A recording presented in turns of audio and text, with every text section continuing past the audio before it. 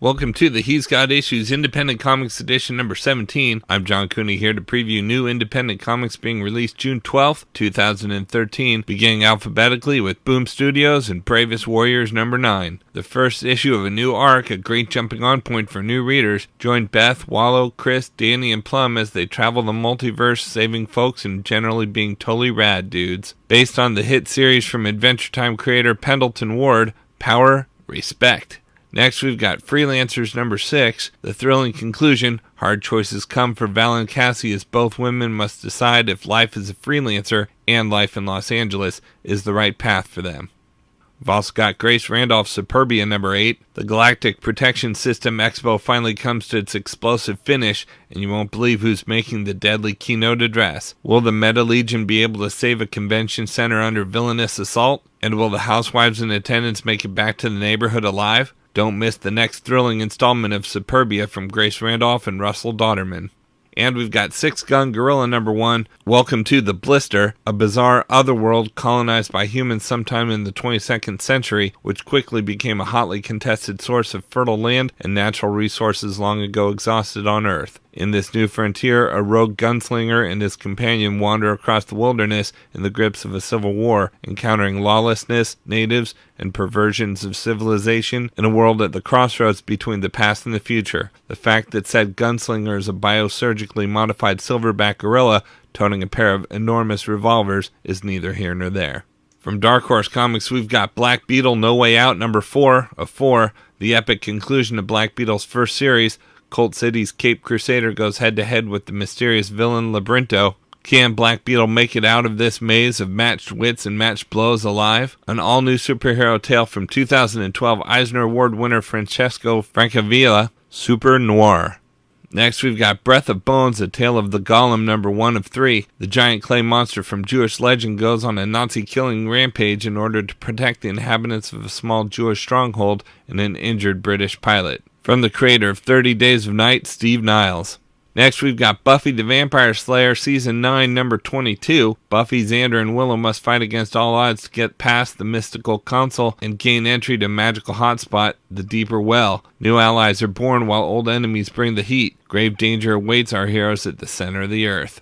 We've also got Star Wars number 6. When he and Chewbacca are cornered by Imperials, Han Solo resorts to an improvised plan, with the most dangerous results imaginable. Meanwhile, half a galaxy away, Princess Leia and Wedge Antilles prepare for certain death, unaware that Luke Skywalker is an improvisation of his own, and Darth Vader is watching.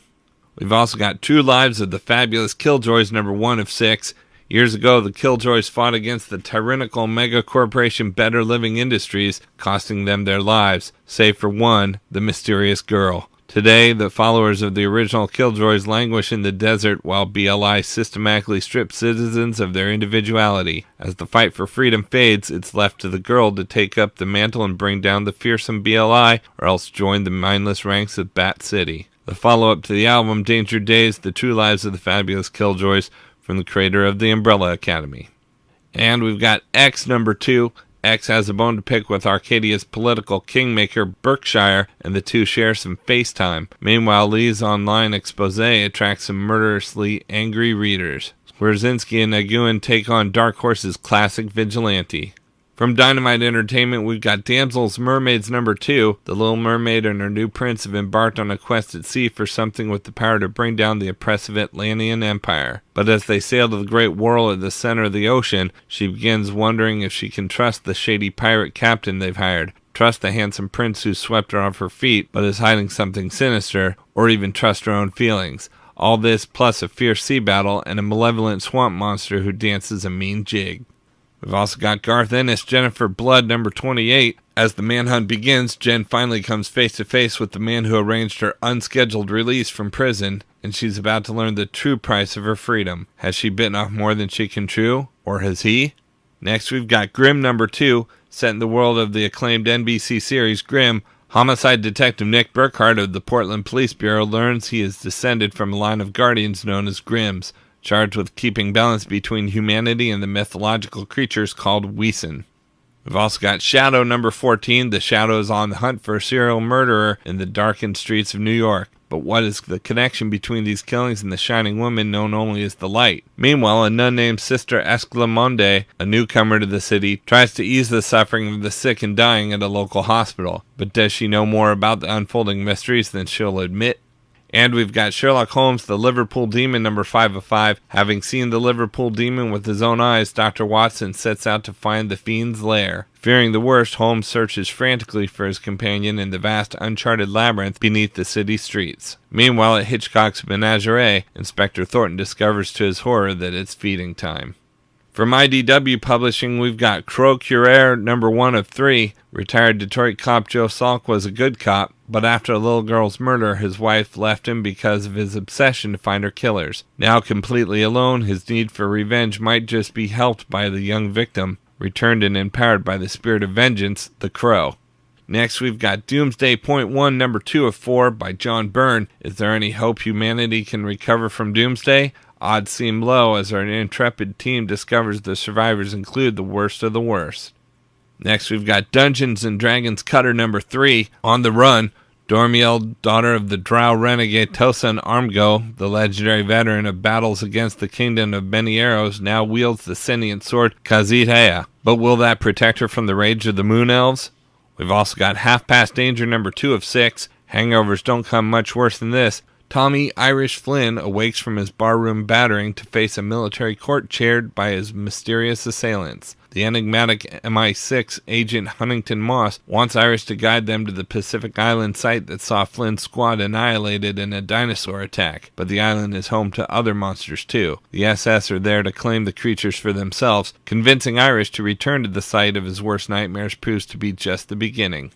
We've also got My Little Pony Friendship is Magic number 8. The awesome ending to My Little Pony's epic second story arc, the nightmare forces of the moon descend down on Ponyville. Princess Celestia will try her best to stop the dark forces, but she may be overwhelmed. It'll be up to our favorite ponies to stop the new nightmare moon. We've also got Popeye Classics number 11. The critics are raving about the classic reprints of The One-Eyed Sailor. Next, we've got Thumbprint by Joe Hill, number 1 of 3. Private Mallory Greenan had done terrible things as an Abu Ghraib prison worker. After being discharged from the army, Mal thought she was leaving her sins behind to start a new life back home. But some things can't be left behind. Some things don't want to be left behind. By Joe Hill and Jason Ciamella, the writing team that brought you the Eisner Award-winning nominated one-shot The Cape, with art by Vic Malhotra, Thumbprint will turn your guts inside out. We've also got Transformers Prime Beast Hunters number 2, The World Below. Deep beneath the surface of Cybertron, the last vestiges of life struggle to survive. Their only protection, Grimlock and his loyal Dinobots, find themselves at the center of a dark mystery.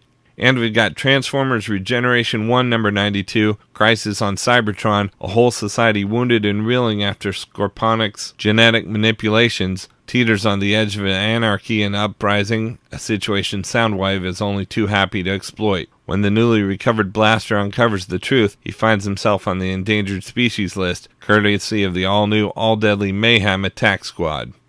From Image Comics, we've got Aphrodite IX number 2, Top Cow's hottest cyborg assassin returns in her own series. Straight out of her Free Comic Book Day first issue debut, the saga of the cyborg assassin Aphrodite IX continues in her first original series in over a decade. Writer Matt Hawkins of Think Tank takes you to a dystopian future where technology and evolution have merged and a cyborg killer searching for meaning is the most human individual left. Next, we've got Artifacts number 28, Truths and Destinies Part 2. FBI profiler and rapture bearer Tom Judge used to be a man of the cloth. His faith led him away from the church. The Magdalena, however, still serves the church. Can both Tom and the Magdalena overcome their differences of faith to battle an evil that's as old as the universe itself? We've also got Distant Soil number 40. The final chapter of the Distant Soil saga continues as 15-year-old Liana, the ultimate psionic weapon of mass destruction, loses control of her power and threatens to destroy everyone and everything in her path. Next, we've got Dream Merchant number 2 of 6. Chapter 2, While Hiding the Dream Merchant, Winslow and Anne learn the truth about Winslow's dream and about what is coming. A shocking revolution they'll have to see, or dream, to believe. We've also got Great Pacific number 7, Nation Building Part 1, New Arc, Great Jumping On Point. Over a year has passed since the Battle of New Texas, and the settlement is open to plastic frontier rife with opportunity. But when eco-terrorists threaten plans for expansion, a growing cast of patriots, plunderers, monsters, and thieves conspire to tear it all down. Next, we've got Manhattan Projects number 12, The Fermi Paradox. Learn the secret history of Enrico Fermi and, more importantly, if someone is out there, why we haven't found them yet. The thrilling feel-good bad science series continues in the Manhattan Projects number 12, The Fermi Paradox. Next, we've got Peter Panzerfaust number 11, Cry of the Wolf. Having faced the wrath of the Hook, Peter and the Lost Boys join forces with the Braves in guerrilla warfare from their secret hideout in the sticks. This time, Felix is the man with the memories, and as Mr. Parsons soon learns, he's not eager to revisit that life. A new story arc begins here, perfect jumping on point. And we've got Walking Dead number 111 with the simple solicit, Lucille is going to be so jealous. And from Valiant Entertainment, we've got Harbinger Wars number 3 of 4, enter Hardcore. Las Vegas is burning, and the situation on the ground is about to go from bad to worse, with the firefight between the Harbinger Foundation, Bloodshot, and the Renegades spiraling out of control. Project Rising Spirit has only one desperate option left to prevent the conflagration from spreading. It's time to bring the Deep Black Weapons Development Project, designation Hardcore, back online. But are they a scalpel or a sledgehammer? And can they be trusted with the enormous power they wield? What happens in Vegas may just destroy the rest of the Valiant universe. Out in trades this week, we've got from Dark Horse, Michael Avon Alming's The Victories Volume 1 trade paperback. Not long from now, all that will stand between you and evil are the victories. Heroes sworn to protect us from crime, corruption, and the weird designer drug known as Float. As one member hits the streets looking for blood, he discovers himself touched by the painful past through the power of a psychic. Will this trauma cause him to self-destruct or to rejoin the good fight? Collects the 5-issue miniseries. And we've got G.I. Joe, the IDW Collection Volume 2 hardcover. Includes the Origins issues of Mainframe, Ripcord, and the Baroness, along with the first volume of Cobra, as well as issues 7 through 12 of the ongoing G.I. Joe series. Okay, so that's a look at some of the top independent publishers this week, but there's still plenty of other books out as well, so be sure to check them out on my YouTube channel at he'sgotissues.com to see both the Marvel and DC videos for this week, as well as my usual roundup of all my favorites for the week, with a little more depth and insight than you get here. And if you like these videos, be sure to let me know by leaving a comment and subscribing.